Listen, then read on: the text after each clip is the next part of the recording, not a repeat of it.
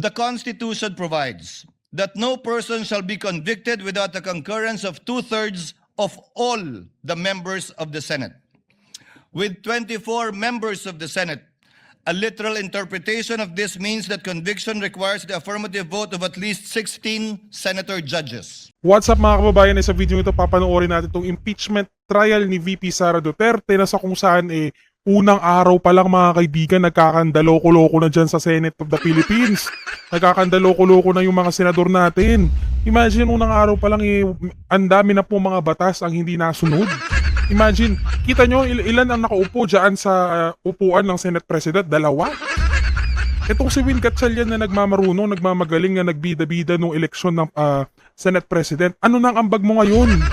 O bakit ngayon kailangan mo pa ng partner dyan? When in fact, trabaho mo yan, ba't di mo magawa?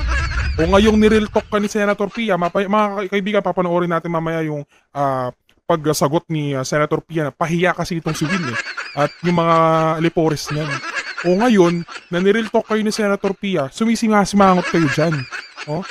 Datos, impormasyon, mga previous cases ang inilatag ni Senator Pia para patunayan na first day pa lang ng trial, hindi na kayo sumusunod sa batas. Diba? Nagkakandaloko-loko na. Ano pa kaya ang mga darating na araw niyan? Maniniwala pa ba ang sambayan ng Pilipino sa trial nyo? O parang kangaroo court na lang kayo na pinangunahan ni Luis Tro dyan sa House of the Congress? Diba? O mga kaibigan, hindi natin papahabain dahil mahaba-haba ang trial na to. Reacta na tayo ngayon dito sa video to. Panoorin po natin na to. Napakagiting, napakagaling.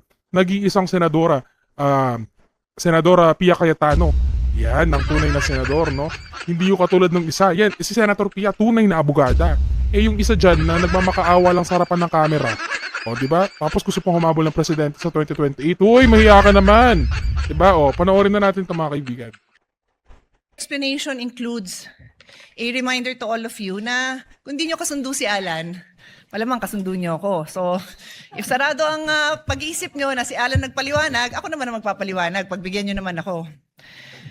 But what I'm saying is not new from what Senator Alan Cayetano expressed. And I have here copies of the constitutional verbatim debate on this provision. Pakinggan And natin si as Senator Senator Pia. Alan read, Sinabi ni Mr. Monsod, is it not understood that when the President of the Philippines is on trial, it is the only time when the Chief Justice of the Supreme Court will preside? Is it necessary to say that the Senate President will preside during all other times? Ulitin ko yung tanong, kasi yun ang tanong natin today. Is it necessary to say in the Constitution that the Senate President will preside during all other times? Ang sagot ni Mr. Davide, Mr. Presiding Officer, I precisely presented that because we have a distinction when it comes to the Chief Justice of the Supreme Court. But with that clarification, that in all other cases, it would be the President of the Senate who will preside, I withdraw the amendment. Kaya clear sa Constitution that in all other cases, the President of the Senate will decide. Wala hindi applicable dito yung excluso unos. Hindi ko na-memorize yan kasi I graduated in 1991 and we took that up in 1987, but the phrase is, pag hindi kasama, excluded. Hindi po applicable yon. With all due respect to our former Senate President. Yan. It is the intention of the framers that matter. Ayan. I will ask the page to help me distribute this among our colleagues. Ayan, makinig tayo kay Senator Pia dahil ito ay abogada to. At talagang batikan na ito sa kanyang field. I think nakikita niyo yung dalawang mga mga dalawang duwag. Imagine at bakit kailangan pa nating magkaroon ng presiding officer when in fact kaya naman na yan ng Senate President. Ang problema kasi itong si Senate President natin, ang galing magbida-bida ng eleksyon. Kung ngayong nahalal siya bilang Senate President, naduduwag, hindi niya kayang gawin yung tuntunin niya bilang Senate President. O tingnan mo ngayon silang dalawang nagbabanding dyan sa gitna. Imagine, di ba, Senate President ka na ikaw na dapat ang maging presiding officer dyan. Pero bakit kailangan pa maging presiding officer to si Chis Escudero? Di ba, yan ang pinaglalaban kanina ni Senator Alan Peter Cayetano. Kaya ngayon, ito namang si Senator Pia ang I have also mag-explain asked our on behalf staff to of him. actually Copy. I am environmentally friendly, so ayoko sana ng papel.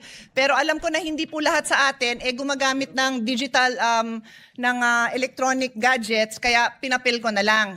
Pero kailangan ko pakita sa inyo yung mismong nasa journal. Yan din yon. Yan din yon, my dear colleagues. Yun lang hiling ko sa inyo. Intindihan naman natin yung nandito. Bumoto na. Pero intindihan naman natin kasi this is just the first day. We Tama. cannot disregard the Constitution. And I continue, Mr. President.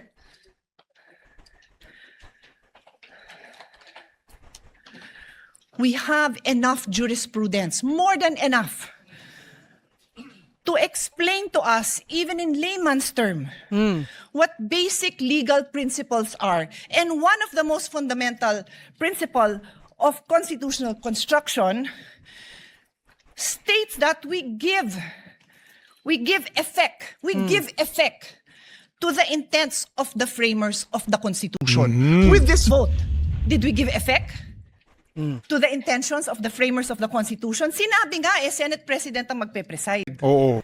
Hindi na siguro napakalaking bagay yon dahil kahit sinong ipalit nyo, maayos naman ang mga kasama natin sa colleagues. Sa colleagues natin, maayos naman. Di ho yun ang point. The point is, what are we required to follow? That's why the right, Constitution. tama. And I will now state, for the record, a few cases that point out that this is what we are supposed to do. Give effect to the Constitution. Lambino versus Commission Election in GR number 174153, the Supreme Court looked explicitly to the Constitutional Commission deliberation to determine the nature of people's initiative. Because the text was debated, the court used the framers' explicit intention. I repeat, the court used the framers' explicit intention revealed in the plenary debates to prevent deceptive or misleading petition processes and establish a stringent full text requirement. So anong ginawa sa kaso? Tiningnan ang intent ng framers of the Constitution. Another case, Calderon versus Carale, GR number 9163. God bless his soul. Si Dean Carale was my dean. And Senator Imis as well. Senator Kikos as well. He was with my father in the University of Michigan. So, pagbigyan niyo na ako a moment of remembering him. In GR number 91636, the court resolved a dispute regarding the president's power to make appointments without confirmation by the commission appointment. The court examined the historical and textual context of Article 7, Section 16 of the 1987 Constitution, noting that the clear and express intent of its framers was to exclude presidential appointments from confirmation except for those expressly mentioned. So, balik ko sa kasong to. What was the clear intention? That the Senate President presides. Tama. Oo. That is the clear intention. Tama Dear po. colleagues, umpisa pa lang. I beg all of you, makinig naman tayo. Masumunod naman tayo kung ano yung sinasabing trabaho natin. The Constitution, the intention of the framers, and then the clear construct. O another case, Gold Creek Mining Corporation versus Rodriguez. This is a very old case. So yung mga binanggit sa inyo, bago-bago pa yun dahil si Dean Carale, buhay pa naman as of the pandemic. So 2000 plus.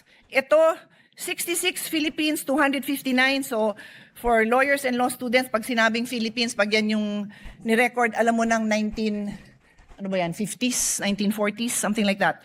Justice Jose Abad Santos articulated the definitive rule. The fundamental principle of construction is to give effect to the intent of the framers of the organic law and of the people adopting it. Dear colleagues, I can stand here and read more cases to all of Us. We Abogado have yun law students. We have freshman law students, we have fresh graduate, we have bar reviewees listening to us. Tapos tayo pa lang, hindi natin mabigyan pahalaga ang very clear legal principles.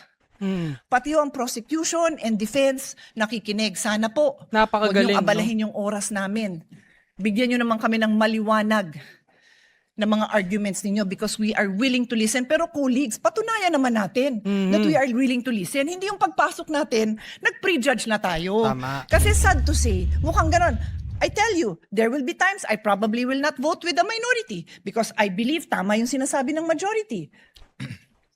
Sana po, yun ang pakita natin sa taong bayan. Tama. So, hindi ko naabalahin yung time dahil kakaupo pa lang ng bagong presiding officer, pero ang dami pang kaso that says, look at the intent of the framers of the Constitution. And today, we disregarded the intent of the framers ng Constitution. Magandang hapon po. Ganyan ang pag-uumpisa. Ng hearing na ito. Tama, napakagaling. Palakpakan mga kaibigan, napakagaling po ng opening statement nito ni Senator Pia Cayetano. Grabe, ito ang isang tunay na senador na may alam sa saligang batas ng Pilipinas. Hindi yung tulad nung isa dyan na isang babaeng senadora din na puro ano lang, pagpapaawa ang ginagawa sa camera. Ito talagang facts lahat ng sinabi na datos, mga data, mga kaso, past cases, ay lahat, binulatlat na lahat ni Senator Pia Cayetano para lang mapatunayan na ang ginawa nila na paggawing presiding officer itong si Escudero mali. Ano ba yan? First day pa lang ng trial, bendalo na tayo agad. Tama po ang ano ni Senator Pia dito. Marami pong mga abogado, mga law students ang nanonood dito maging mga hindi law students, maging mga normal na citizen, normal na sibilyang Pilipino ang nanonood dito sa trial ni Vice President VP Sara. Tapos first day pa lang hindi na tayo sumusunod sa saligang batas sa ating constitution. 'Di ba? Nakakabigla mga kaibigan dahil just imagine the legislative branch ng ating gobyerno, sila mismo naglolokohan. O di ba? Tama itong mga sinasabi ni Senator Pia Cayetano. Saludo sa iyo, Miss Pia Cayetano. Patuloy natin na panoorin pa natin itong video ito. Noong, Will the gentleman explain his vote? opo. The gentleman may proceed. You have 2 minutes, sir. Maraming salamat po, Ginoong Punong Tagapamahala. Mga mahal kong kasama, sa loob po ng 4 na taon na ako po ay ibinoto ng ating mga kababayan at nagsilbing senador, ako po ay naging tagapangulo ng komite ng Constitutional Amendments. At tuwing meron pong pagdinig, ang lagi po naming pinapatawag ay yung mga sumulat ng konstitusyon bilang sila po ang nakakaalam kung ano ang puso, ang diwa ng konstitusyon. Malinaw po na kung meron tayong pakikinggan, yung creator.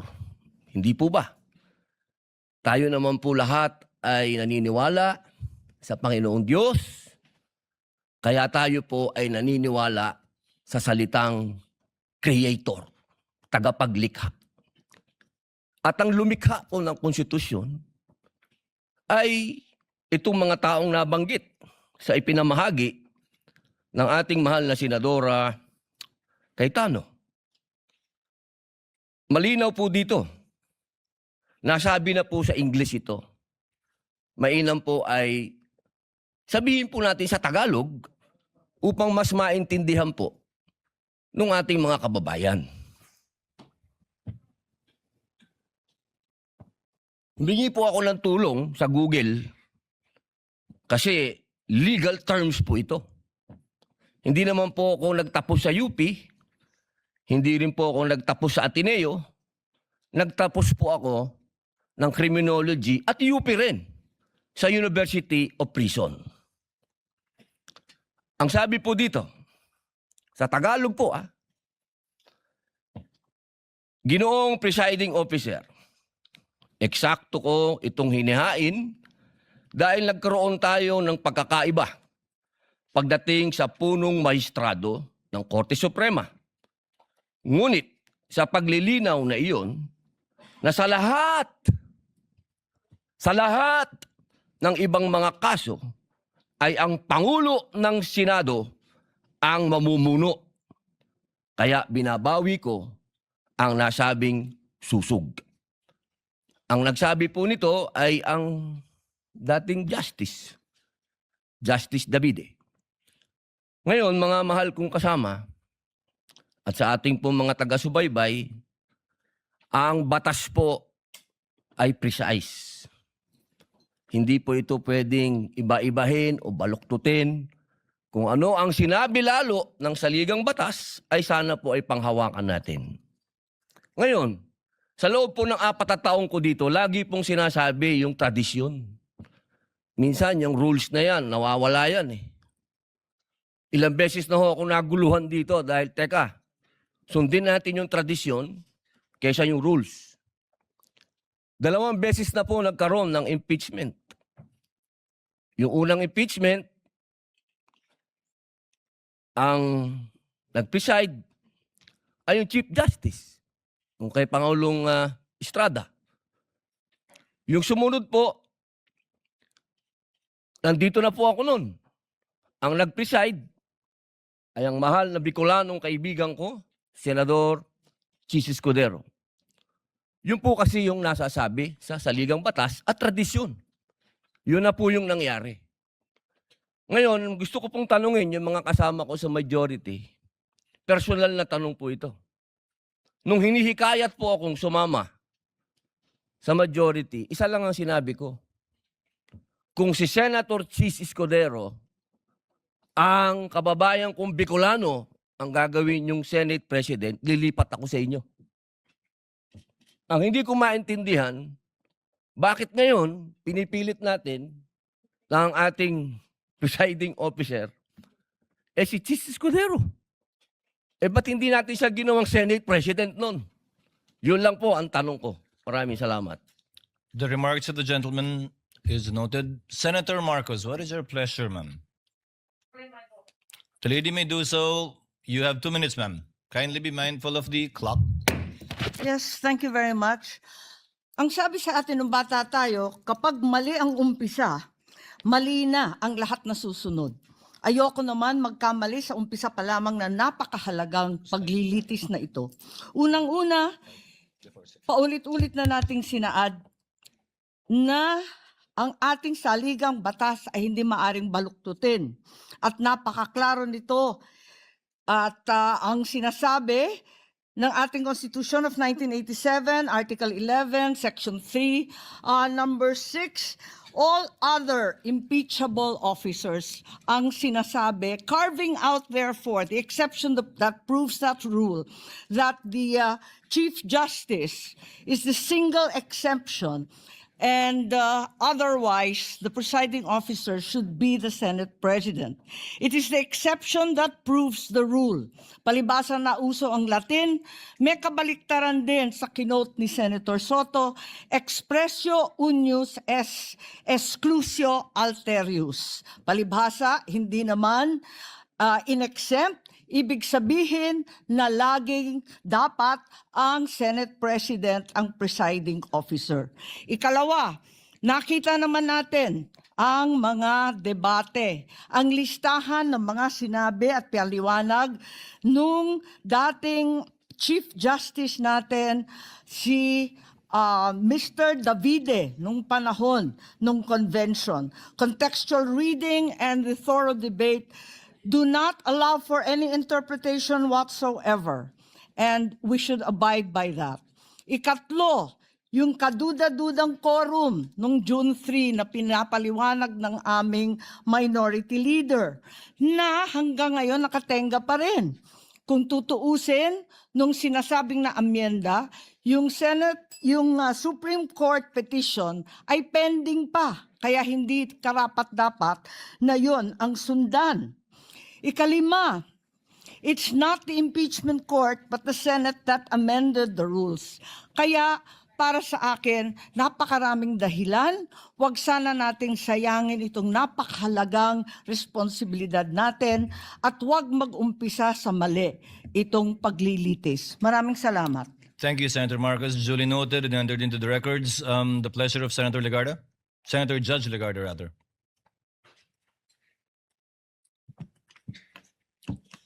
Thank you, Mr. Presiding Officer. Where the Constitution is The lady silent, will explain her vote or make a manifestation. it's a manifestation.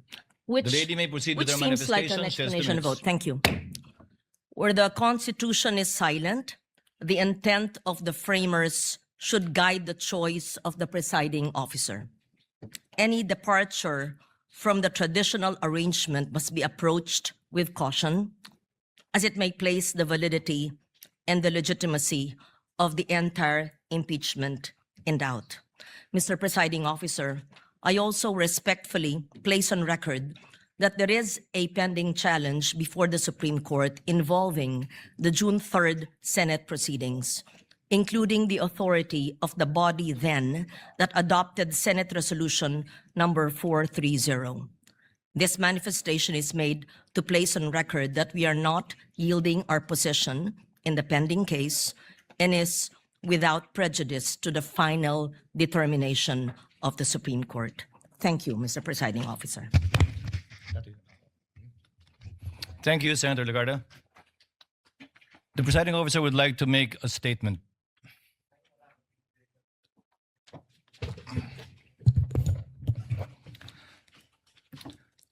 Sa mga ginagalangan kong kapwa Senator Judge, sa ating mga minamahal na kababayan, sa mga partido sa kaso na kabinbin ngayon sa Senado, isa pong maganda at pinagpalang hapon sa ating lahat. Sa araw na ito, muling gagampanan ng Senado ang isa sa mga pinakasagradong tungkuling iniatas ng saligang batas. Ang pag-upo natin bilang isang impeachment court para litisin at husgahan ang pangalawang Pangulo. Kinikilala ng ating saligang batas na may mga opisyal na may hawak ng kapangyarihan at pananagutan na napakabigat. Para sa kanila lamang itinakda ang impeachment bilang tanging paraan para sila ay panagutin. Article 11, Section 2 of the Constitution enumerates these officials: the President, the Vice President, the members of the Supreme Court, members of the Constitutional Commissions, and the Ombudsman. They are not ordinary public officers. According to the late former Senate President Juan Ponce Enrile, they hold, quote, the highest and most sensitive offices of government. They may be removed from office only upon conviction for offenses of the highest constitutional gravity: culpable violation of the Constitution, treason, bribery, graft and corruption, other high crimes, or betrayal of the public trust. Impeachment is a means to preserve constitutional government through the removal and disqualification, if so warranted, of an unfit official from a position of public trust. 5 opisyal pa lamang ang na-impeach ng Kamara de Representantes sa ating kasaysayan sa ilalim ng 1987 Constitution. Una, si dating Pangulong Joseph Estrada noong 2001 na ang paglilitis ay naungusan ng mga pangyayaring humantong sa EDSA 2. Ikalawa, si Ombudsman Mercy Gutierrez noong 2011 na nagbitiw bago pa man mabuksan ang kanyang paglilitis ng Senado. Ikatlo, si Chief Justice Renato Corona noong 2011 din na nilitis na patunayang nagkasala at inalis sa tungkulin ng impeachment court bilang punong mahistrado. Ikaapat, si dating COMELEC Chairman Andres Bautista noong 2017 bagamat nagbitiw siya sa pwesto bago pa man mapadala ang articles of impeachment sa Senado. At ikalima, si Vice President Sara Duterte noong 2025. Subalit ang nasabing articles of impeachment ay idineklara ng Korte Supremang null and void ab initio kung kaya't ito ay inarchive ng Senado. Siya ay muling na-impeach sa kasalukuyang taon at ngayon nahaharap sa paglilitis na ito. Ipinakikita lamang na maikling talaan ito na ang impeachment ay hindi isang pangkaraniwang kaganapan. Turing nga ng Korte Suprema, quote, it is the most difficult and cumbersome mode of removing a public officer from office. Subalit, ang paglilitis na ito ay hindi lamang hindi pangkaraniwan. Ito ay tunay na bukod tangi. Bakit? Una, si Vice Presidente Sara Duterte ang kauna-unahang opisyal na 2 beses na na-impeach ng mababang kapulungan.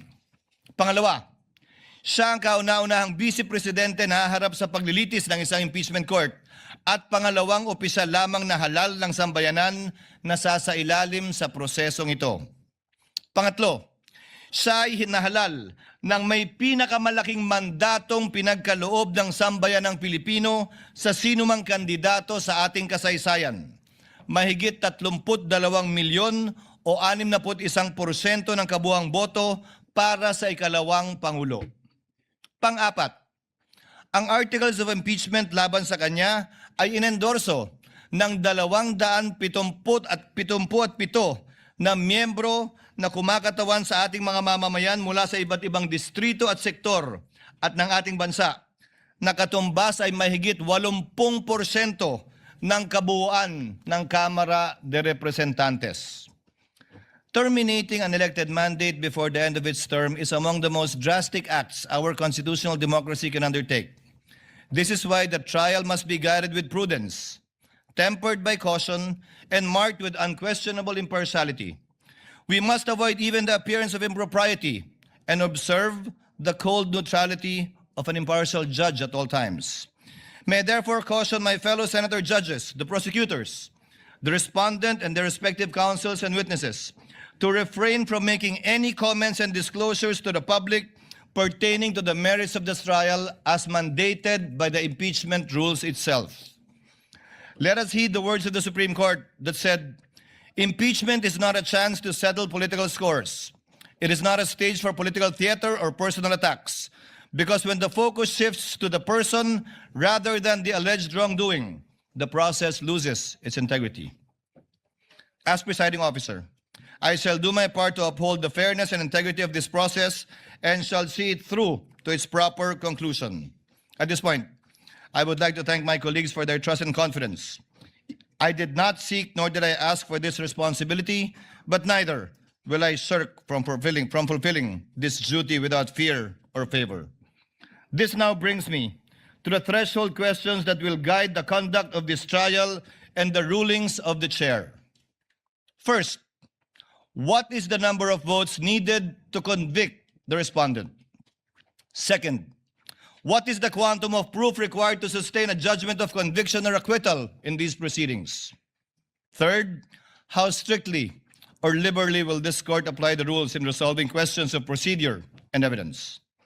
On the first issue, the Constitution provides that no person shall be convicted without the concurrence of 2/3 of all the members of the Senate. With 24 members of the Senate, a literal interpretation of this means that conviction requires the affirmative vote of at least 16 senator judges. This literal interpretation finds direct support in the 2000 case of Bayan versus Zamora, which concerned the Senate's compliance with the 2/3 vote required to concur in a treaty. Despite having only 23 incumbent senators at that time, then Senator Gloria Macapagal Arroyo was elected as vice president. Therefore, there were only 23 senators. The court held the charter provides that the Senate shall be composed of 24 senators. Without a tinge of doubt, 2/3 of the figure, or not less than 16 members, is an unquestionable compliance with the requisite number of votes mentioned in Section 21 of Article 7. It behooves, therefore, all of us to observe the same fidelity with the Constitution in this trial, which affects not only the mere ratification of a treaty, but more so affects the substantial rights of the respondent, as well as the sovereign will of the people as expressed in the overwhelming mandate given to her. This is the prevailing law today, and whether we agree with it or not, we must abide by it. However, those who disagree are not without recourse, because this is without prejudice to the right of any party who holds a different view to seek judicial relief.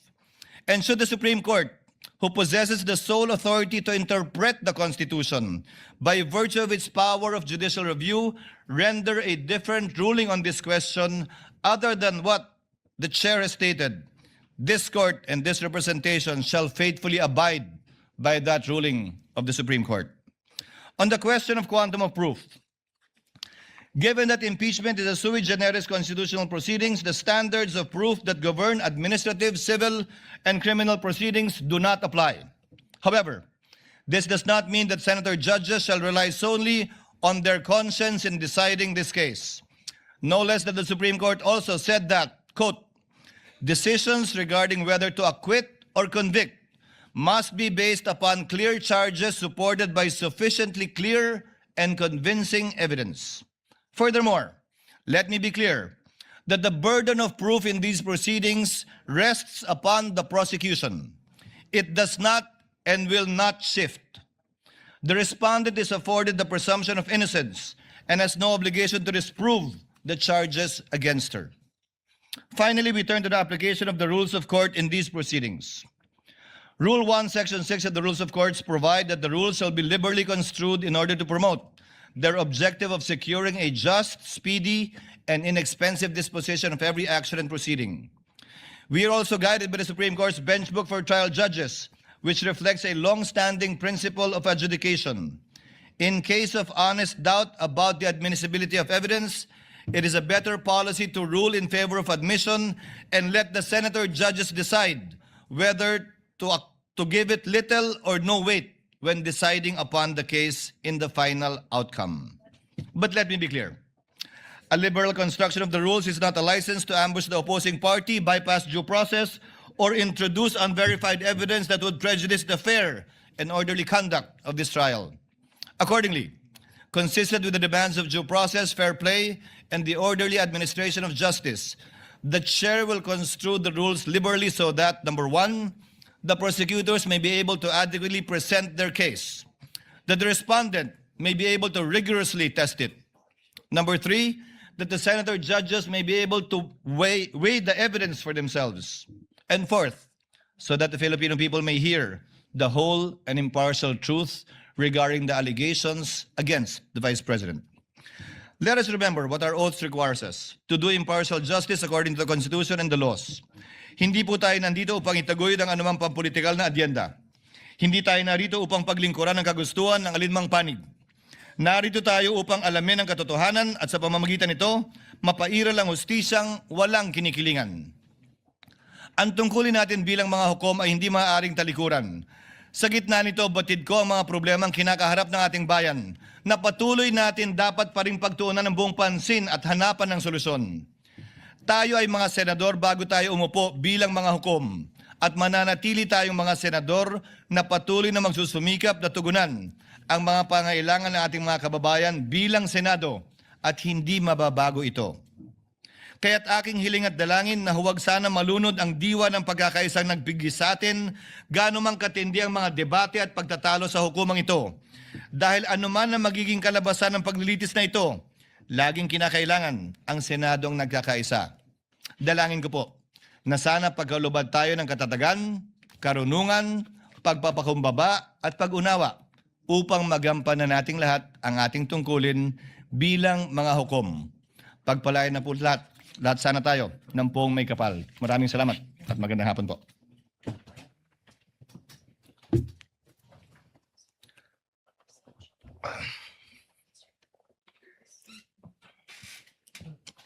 Sir Presiding Officer. Before we continue, Chair would like to make of record that Senator Joel Villanueva will insert his explanation of vote into the records.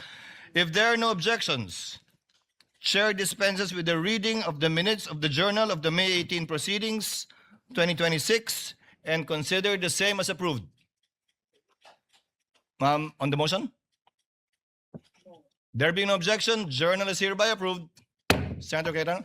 Mr. President, let me thank you and just make the manifestation that this representation believes that it is a threshold issue, the number of senators to convict and two-thirds, the logical, fair, that would give justice to the Constitution 16. So I thank you for that statement. And as you mentioned, it is a statement of the court, not only of the presiding justice, because napaka-importante na sa umpisa pa lang, alam na ng prosecution at alam na ng depensa kung ilan. Having said that, Mr. President, as to the issue of the presiding officer, not to take up more time, I'd like to register a continuing objection, but instead of giving my arguments, may I submit it in writing, with basically saying that violation of the Constitution is not a technicality. But if our dear colleagues will allow, we will just submit it in writing, Mr. President. The Whoever wants to continuing join. objection of the gentleman is noted, and he may so submit his extended written explanation in writing for the record. Senator Cayetano? Thank you, Mr. President. Just a few administrative matters with your indulgence, dear colleagues. The lady may proceed. Thank you. I read that we have rules for our resource panel and also our prosecution and defense that no drinks and food allowed. May I respectfully request that they be allowed to have water. It's a basic human right naman siguro na makainom ng tubig. I read something. I'm just saying, I saw it in the rules. So I'm making clear because knowing knowing them, they will follow our rules, and I think it's not right to not allow drinks. And then there may be some who are pre-diabetic or diabetic and need to eat something. So if they have to have crackers or whatever it is that they need to have, I think we should allow them to do that, Mr. President. Sama-sama ko na yung rules ko, ha. And then they should also be allowed to have a bathroom break. I don't want them to also, may ibang klaseng sakit naman yung hindi nakakapunta sa banyo, so may automatically be allowed. I think they're responsible enough to, they're a whole team. There's like a dozen of them here.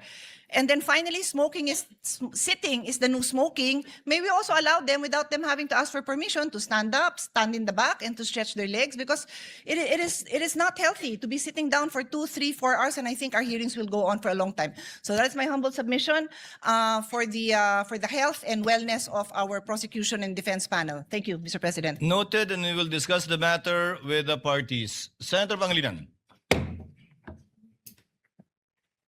Yes, Mr. President, if I may be likewise allowed to submit a written explanation of my vote, particularly on the matter of referring to the Constitutional Commission when the debates of the Constitutional Commission, Mr. President, where I believe there is a contrary opinion, which the Supreme Court, in fact, ruled in previous rulings, Chavez, the Chavez case, Mr. President, for the records. Noted, the gentleman may do so. If there are no other matters, we now proceed to trial. The clerk of court will please call the case before this impeachment court. Case number 004-2026 in the matter of impeachment trial of Vice President Sara Zimmerman Duterte. Appearances for the prosecution.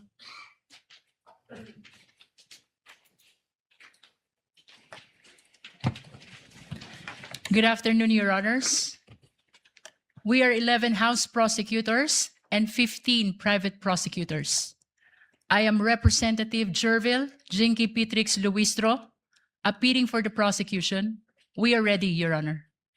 May we get the names of the other panel of prosecutors as well as the counsel for prosecutors one by one for the record.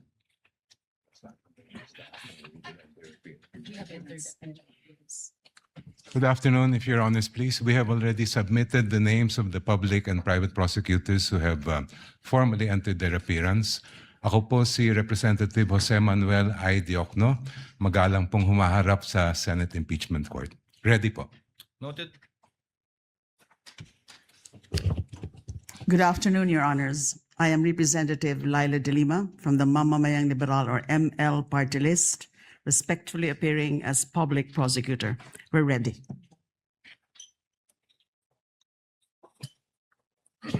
Good afternoon, Your Honor. I am Congressman Joel Chua, respectfully appearing for the public prosecutor representing the 3rd District of Manila.